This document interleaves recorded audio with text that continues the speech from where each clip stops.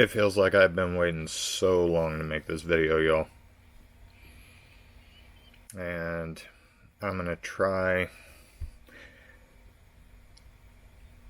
to hold it together. As most of you guys that know us know, our primary commuter vehicle for a very long time has been a Honda. They're great. They're reliable. This is my Honda. There are many like it, but this one is mine. My Honda is my friend. It reliably transports me to and from work and really wherever else I need to go. It's been a very reliable car, and it was purchased certified off of the showroom floor with very few miles and a wrap warranty.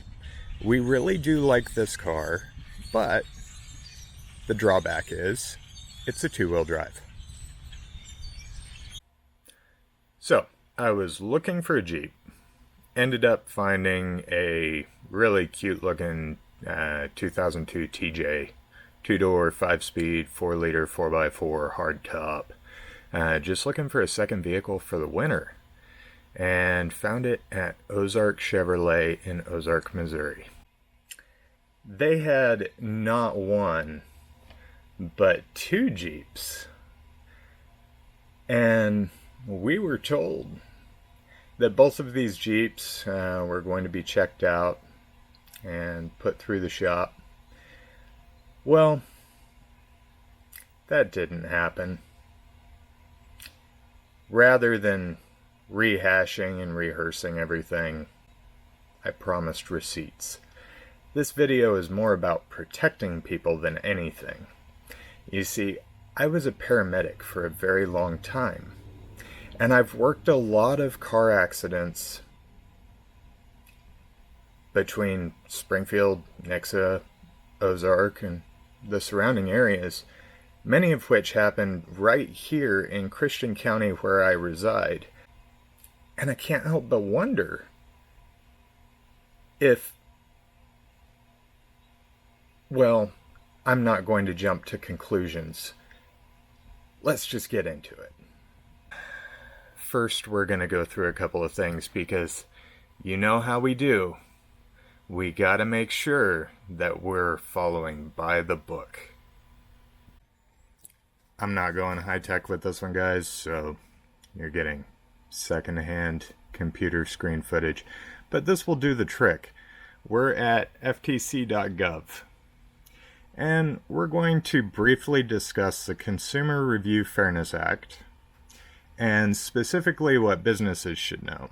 See, I thought about creating a different Facebook profile to post this on, but honestly, I'm just going to do it from my personal profile publicly, and I'm going to send it because this is my review. So it's okay for them for the dealership to request that my review be prohibited or removed if it contains confidential or private information.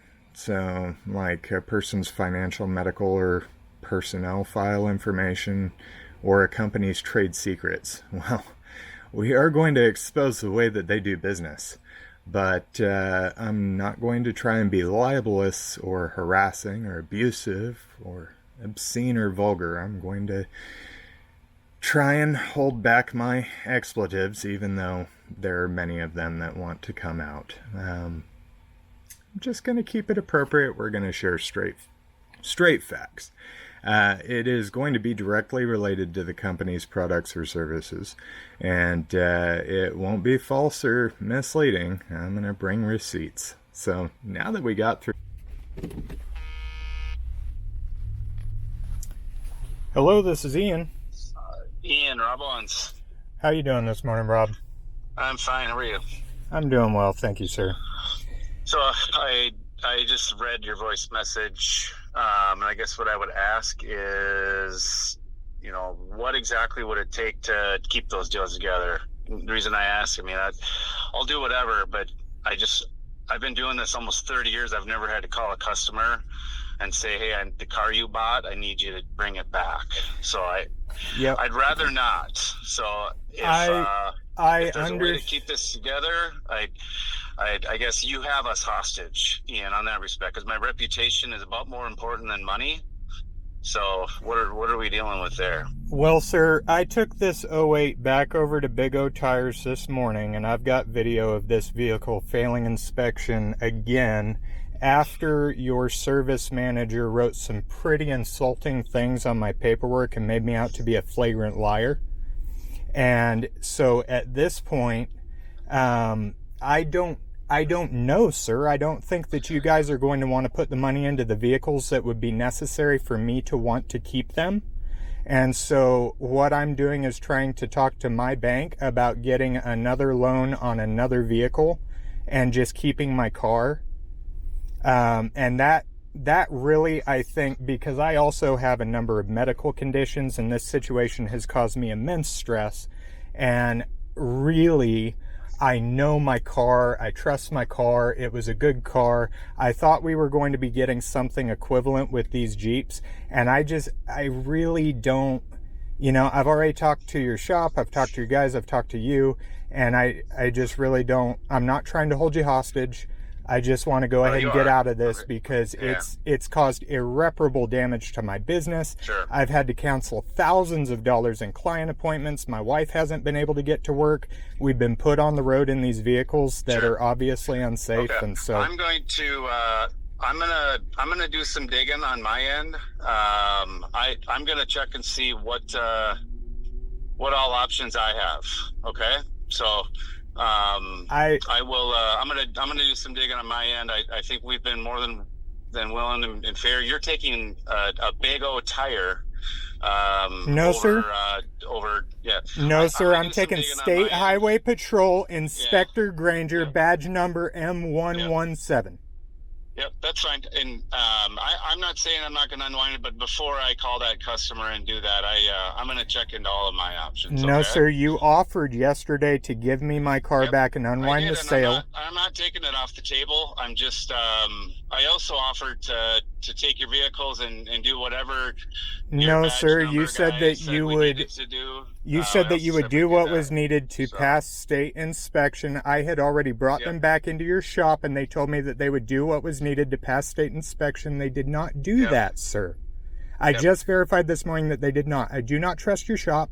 I do not want to buy vehicles from you guys. I do not want to know what the other options are. I want my car back, please, and thank you. Yep, I will. I'm going to do some digging, and I will get back to you, okay? I would like my car back, please, and thank you. I'll let you know. All right, goodbye. We traded in our 2014 certified used Honda Accord on these to get 4x4s that we could use for winter, because we heard that it was going to be a hard winter. Picked this one up first, and that was Saturday. Brought it home Sunday.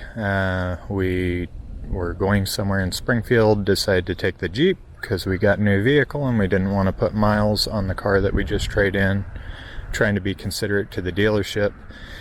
It developed a death wobble going down the highway, and the passenger's seatbelt wasn't working.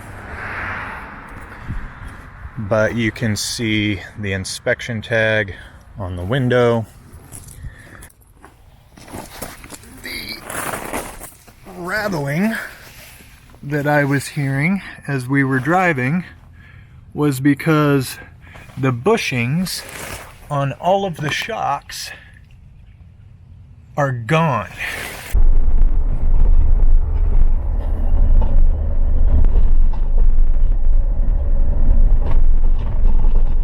Links. Look at the top here. Yes. What the heck? Oh, we're bound up. Sway bar moved. Oh, jeez. See, this one over here you can see. Yeah. This one. The other one bound. The bar. Oh, there it goes. Okay. Oh, yeah, that's got a ton of play in it. Yeah. If you see all this rust around here, that indicates this bushing has moved. But These Loose. all these bushings are. Control arms are loose. Yeah, the bushings are worn. Okay. And that's just with one hand moving them. So what failed on this Jeep? These 2 sway bar links. Okay. These 4 control arms. Okay. Upper and lower control arms. And then both rear sway bar links. How are the ball joints? They're tight. Okay. We Metal housing. found, of course, you said your marker light was out, which he confirmed. Okay. Yeah, the battery was brand new. Yeah, upper radiator hose, I noticed that right off the bat. He confirmed it. It's barely clamped on. Yeah. Okay. I just put you 2 knot mileage. upper rate, yeah, we're back there. That's at minimum. Power steering's at minimum. Yes, Okay, yes, water still pump with seeping. What about the suspension? Your right outer upper tie rod to the pitman, that would fail. Okay, I If you pointed want out. to video him prying so we can see the ball joints. Yeah, that would be great. And then if you look, see the rust on the U-joint is Yes. indication of the bearing starting to go out. Okay. We'll go ahead.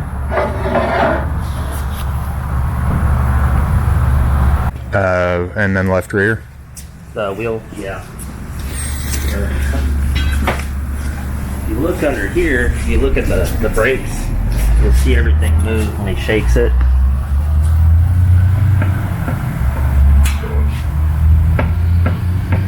And you can see the shock bushing right there. If you come on this side, see the big gap.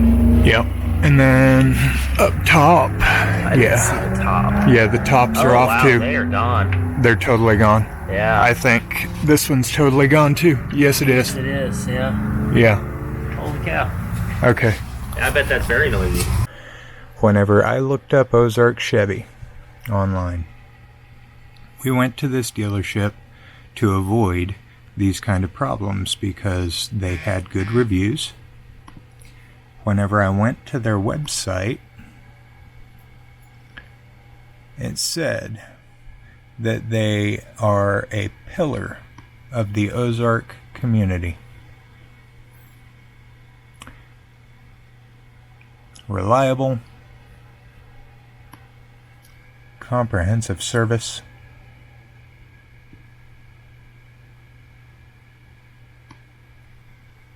everything looks really good.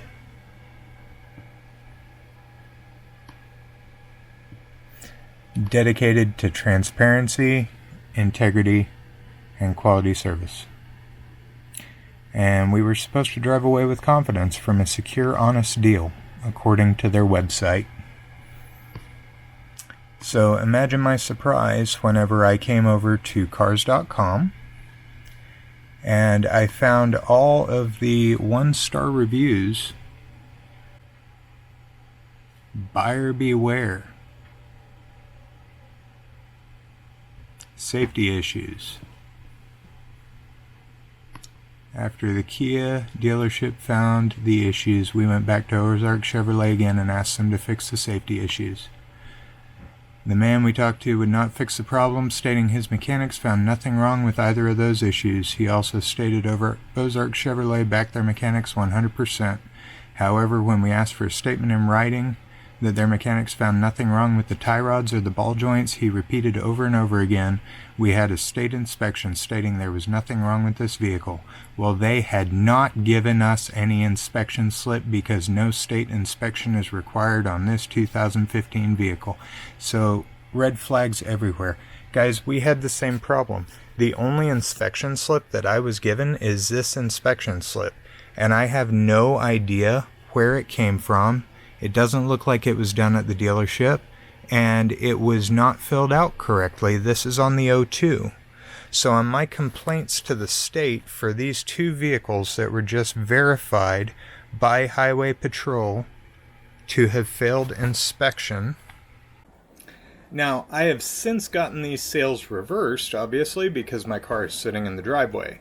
But the things that I had to go through to do that were horrendous. I missed weeks of work dealing with this. I had to cancel clients. I don't get that money back. I'm an entrepreneur. On top of that, I'm out a tremendous amount of money trying to get these vehicles inspected, looking at what it was going to take for me to make repairs because I thought that I was hung with the vehicles. Big O Tires and Nixa properly failed the state inspections. Okay, Missouri State Highway Patrol then verified that the vehicles failed inspection for the points that Big O stipulated. I then took the vehicles to Ozark Chevrolet. Their shop took the vehicles in, and I'll go ahead and share an image of their shop record.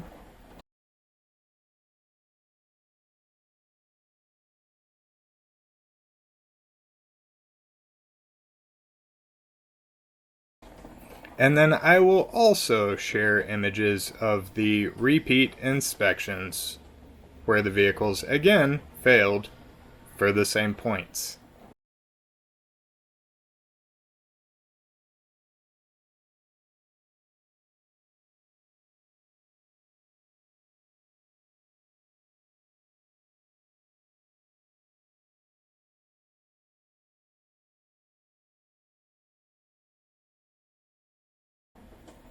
This is not about torturous interference with their business. This is about saving other individuals from what we have had to go through. This has been a living hell. So if your family or friends are going to buy a new vehicle, you might want to share this experience with them and let them know some dealerships in the area are not, in fact, pillars of the community and have some shady business practices, regardless of what their website might say, their membership with the Chamber of Commerce or Rotary, or how much money they give to big-ass events in the area. Sometimes people are just shitty.